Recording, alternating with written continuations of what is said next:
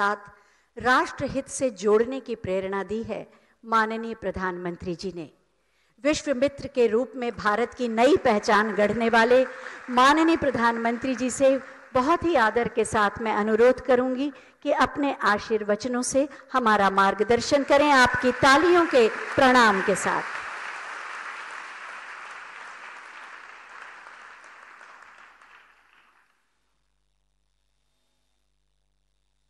हर हर महादेव।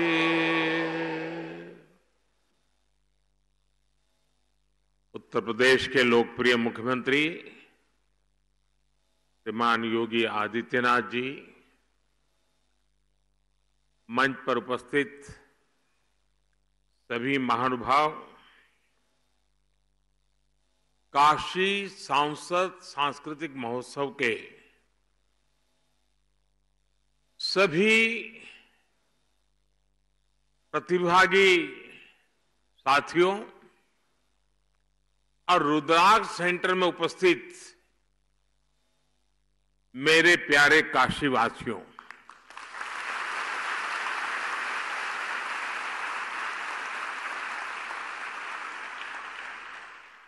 बाबा के आशीर्वाद से काशी का सम्मान आज नित नई नई ऊंचाइयों को छू रहा है।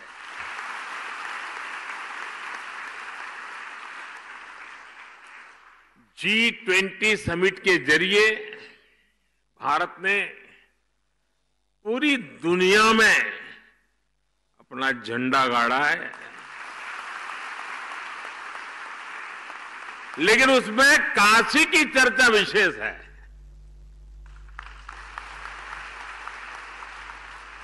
काशी की सेवा, काशी का स्वाद, काशी की संस्कृति और काशी का संगीत। G20 के लिए जो जो मेहमान काशी आया वो इसे अपनी यादों में समेटते हुए साथ लेकर के गया है। मैं मानता हूं कि G20 की अद्भुत सफलता महादेव के आशीर्वाद से ही संभव हुई है। साथियों, बाबा की कृपा से काशी अब विकास के ऐसे आयाम गढ़ रही है जो अभूतपूर्व है। आपको भी लगता है ना? आप बोलेंगे तो पता चलेगा। मैं जो कह रहा हूं आपको सच लग रहा है? आप बदलाव देख रहे हैं? काशी चमक रही है? दुनिया में काशी का नाम बढ़ता चला जा रहा है। साथियों, आज ही मैंने बनारस के लिए अंतर्राष्ट्रीय क्रिकेट स्टेडियम का शिलान्यास किया है।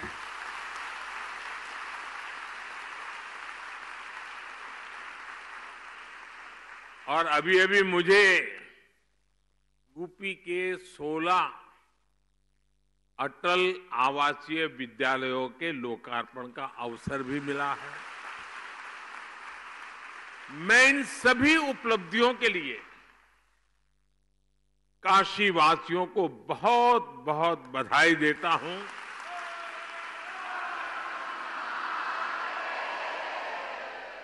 उत्तर प्रदेश के लोगों को बधाई देता हूं।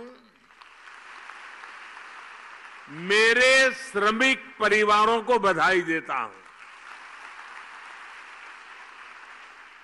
मेरे परिवारजनों, 2014 में जब मैं यहां आया था तो मैंने जिस काशी की कल्पना की थी, विकास और विरासत का, वो सपना अब धीरे धीरे साकार हो रहा है।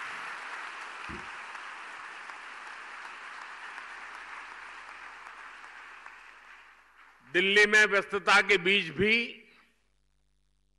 मैं काशी सांस्कृतिक महोत्सव के जो आपका कार्यक्रम चला और मैंने तो देखा बहुत व्यापक रूप से लोगों ने हिस्सा लिया।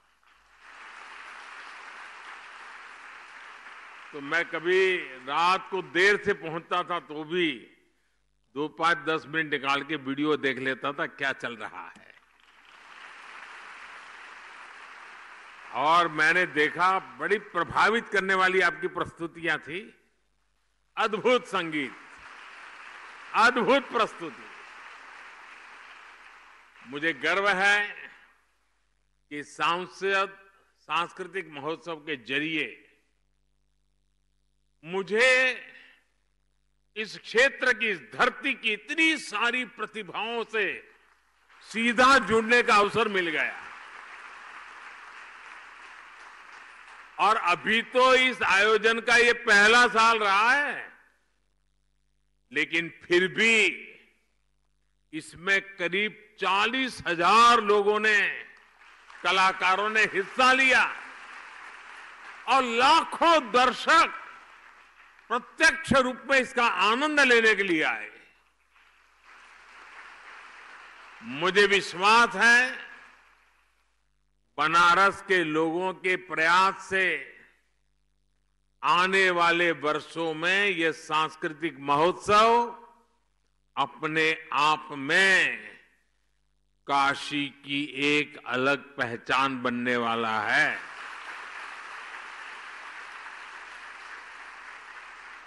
इसका सामर्थ्य इतना बढ़ने वाला है, हर कोई लिखेगा कि मैंने हिस्सा लिया था, मैंने उस स्पर्धा में इनाम पाया था। और दुनिया भी पूछेगी अच्छा उसमें आप नंबर लाए थे, तो आ जाइए, आपके इंटरव्यू की जरूरत नहीं है, ये होने वाला है। ये देश दुनिया के पर्यटकों के लिए, ये हमारा काशी आकर्षण का एक नया केंद्र भी बनेगा, ये मान के चलिए। मेरे परिवारजनों, काशी और संस्कृति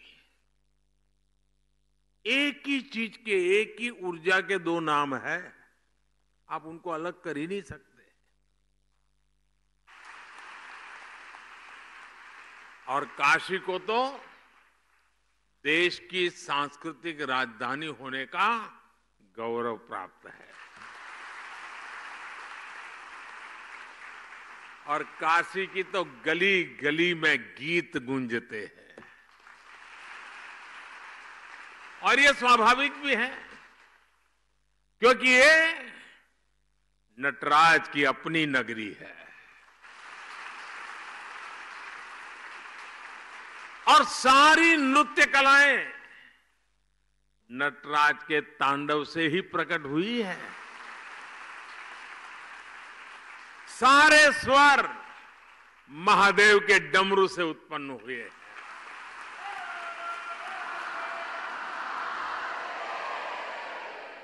सारी विधाओं ने बाबा के विचारों से जन्म लिया है। इन्हीं कलाओं और विधाओं को भरत मुनि जैसे आदि आचार्यों ने व्यवस्थित और विकसित किया।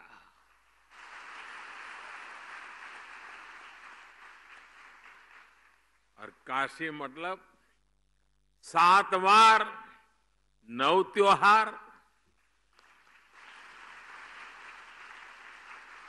ये 7 वार और 9 त्योहार वाली मेरी काशी में कोई भी उत्सव गीत संगीत के बिना पूरा हो ही नहीं सकता। चाहे घर की बैठकी हो या बजड़े पर बुढ़वा मंगल,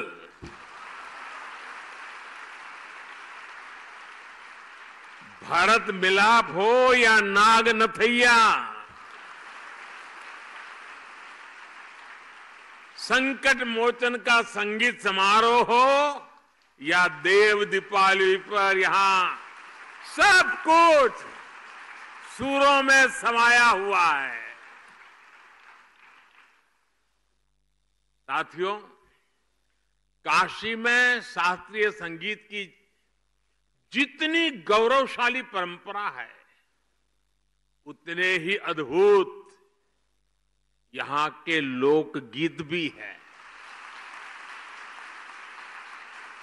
यहां तबला भी है, यहां शहनाई और सितार भी है, यहां सारंगी के सुर भी है और यहां वीणा का वादन भी है। ख्याल, ठुमरी, दादरा, चेती और कजरी जैसी कितनी ही विधाओं को बनारस ने सदियों से सहेज कर रखा है। पीढ़ी दर पीढ़ी परिवारों ने, गुरु शिष्य परंपराओं ने भारत की इस मधुर आत्मा को जीवित बनाए रखा। बनारस का तेलिया घराना, पियरी घराना, रामापुरा कबीर चौरा मोहल्ले के संगीतज्ञ, ये विरासत अपने आप में कितनी समृद्ध रही है। बनारस के ऐसे कितने ही कलाकार हैं जिन्होंने पूरे विश्व में अपनी छाप छोड़ी है। मैं सबके नाम लेना शुरू करूंगा तो शायद कितने दिन निकल जाए। कितने ही विश्व प्रसिद्ध नाम यहां अभी हमारे सामने उपस्थित है।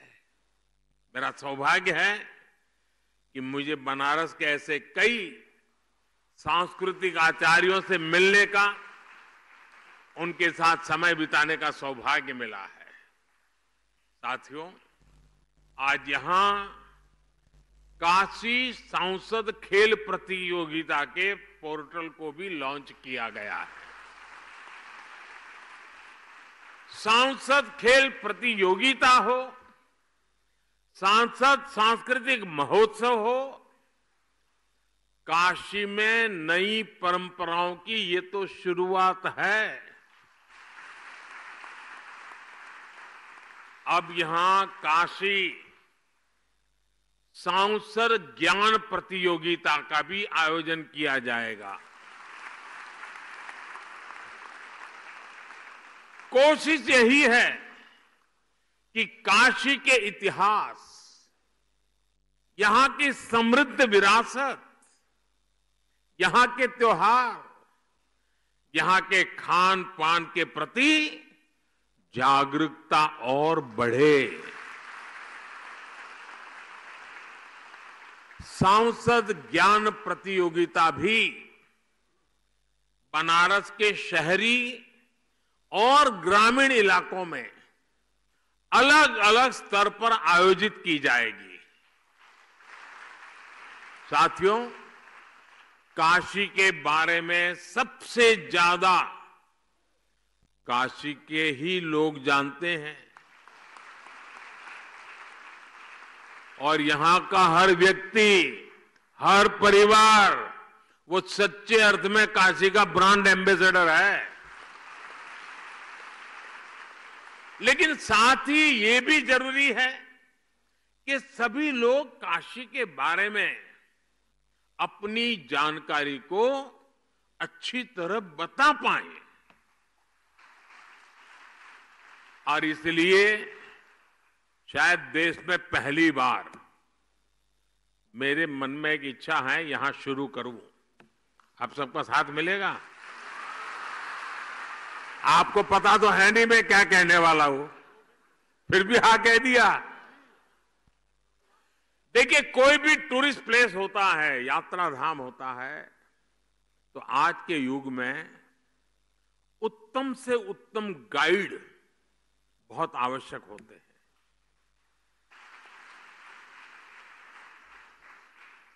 और गाइड प्रतिभावान हो, जानकारियों के संबंध में परफेक्ट हो, गोलमोल नहीं, ये 200 साल है, दूसरा बोलेगा 250 साल पुराना है, तीसरा बोलेगा 300 साल पुराना है। ऐसा नहीं, वो 240 बोलेगा मतलब 240। ये ताकत काशी में होनी चाहिए। और आजकल टूरिस्ट गाइड ये भी एक बहुत बड़ा रोजगार बन रहा है, क्योंकि जो टूरिस्ट आता है वो सब चीजें समझना चाहता है और टूरिस्ट को, गाइड को पैसे भी देना चाहता है। और इसलिए मेरी एक इच्छा है और मैं कोशिश कर रहा हूं, शुरू करेंगे अब यहां काशी सांसद टूरिस्ट गाइड, उसकी कंपटीशन भी आयोजित की जाएगी। आप गाइड बनकर के आइए, लोगों को समझाइए एक एक जगह का विषय में और इनाम पाइए। उसके कारण लोगों को पता चलेगा कि इस शहर में गाइड का एक कल्चर बन रहा है। और मुझे ये काम इसलिए करना है कि मैं चाहता हूं मेरी काशी का दुनिया में डंका बजना चाहिए।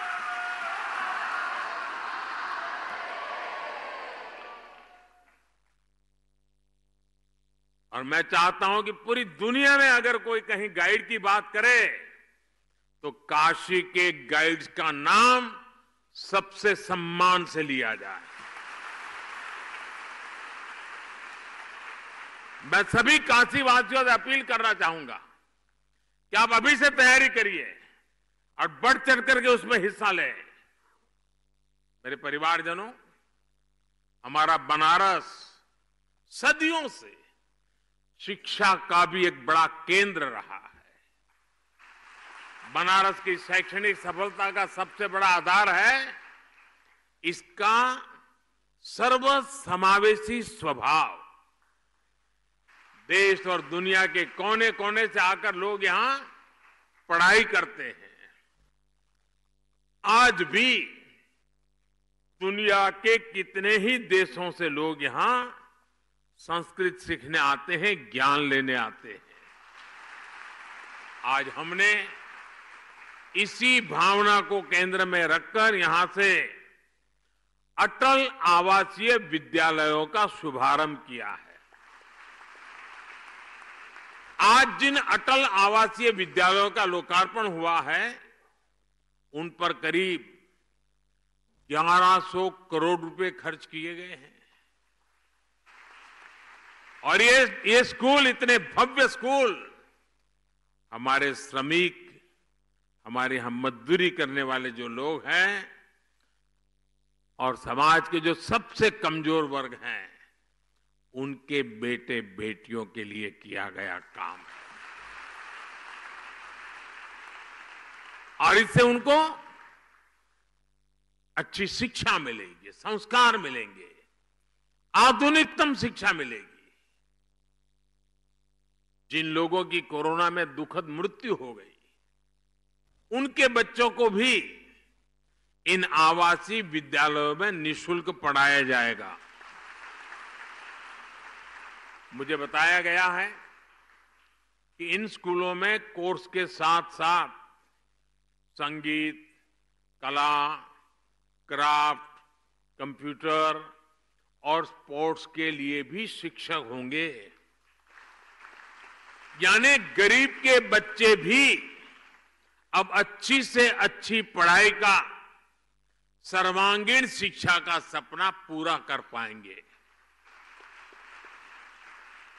और केंद्र सरकार की ओर से हमने इसी तरह जनजातीय समाज के बच्चों के लिए एकलव्य आवासीय स्कूल बनाए हैं। नई राष्ट्रीय शिक्षा नीति के जरिए हमने शिक्षा व्यवस्था की पुरानी सोच को भी बदला है। अब हमारे स्कूल्स आधुनिक बन रहे हैं, क्लासेस स्मार्ट हो रही हैं। भारत सरकार ने देश के हजारों स्कूलों को आधुनिक बनाने के लिए पीएम श्री अभियान भी शुरू किया है। इस अभियान के तहत देश के हजारों स्कूलों को मॉडर्न टेक्नोलॉजी से लेस किया जा रहा है। साथियों, काशी में सांसद के तौर पर जो भी नए कार्यक्रम शुरू हुए हो रहे हैं, उन सभी में मुझे आपका भरपूर सहयोग मिल रहा है।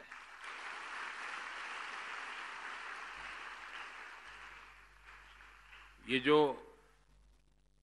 अटल आवासीय विद्यालय है ना, ये जो कंस्ट्रक्शन वर्कर्स होते हैं, जो कभी ये गांव दूसरे गांव ऐसा काम करते हैं, तो उन बच्चों की पढ़ाई छूट जाती है और उसके लिए एक बजट रखा जाता है। उसमें से उनके बच्चों की चिंता करने का विषय। आप देखिए कि तत्कालीन राजनीतिक लाभ लेने का जिनका इरादा नहीं होता है, स्वार्थ भाव नहीं होता है, वो कैसे काम करते हैं, और जिनके दिल दिमाग में सिर्फ चुनाव ही भरा रहता है, कैसे भी करके वोट बटोरने की खेल खेलने की आदत रहती है, वो ऐसे पैसों के कैसा बर्बाद करते हैं। आप हिंदुस्तान में जानकारी लेंगे तो पता चलेगा। ये पैसे सभी राज्यों के पास है और भारत सरकार ने पूरी की पूरी उनको छूट दे के रखी है, लेकिन ज्यादातर राज्य वोट मिलने वाले कामों के लिए उन पैसों को खपा रहे हैं, जबकि योगी जी ने, और मेरी बात तो बहुत पहले हुई थी लेकिन उन्होंने मन में रखा, और आज और ये बच्चे इतने तैयार होंगे ना, उस परिवार को फिर मजदूरी करने की नौबत ही नहीं रहेगी।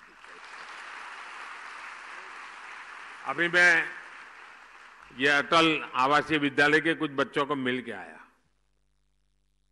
श्रमिक परिवार के बच्चे थे, पक्का घर भी कभी देखा नहीं था, लेकिन इतने कम समय में जो आत्मविश्वास मैंने उनका देखा, मैं उनके सभी टीचर्स को भी बधाई देता हूं। जिस आत्मविश्वास से बातें कर रहे थे और प्रधानमंत्री को जिस प्रकार से वो ड्रिल कर रहे थे, ऐसे सवाल पूछ रहे थे। अब मैं भी तो कोई सिलेबस पढ़ के आया नहीं था, मुझे दिख रहा था कि इन बच्चों में स्पार्क है, सामर्थ्य है, और मैं पक्का मानता हूं दोस्तों, 10 साल के भीतर भीतर देखना, इस स्कूलों में से उत्तर प्रदेश की, काशी की आन बान शान निखरने वाली है।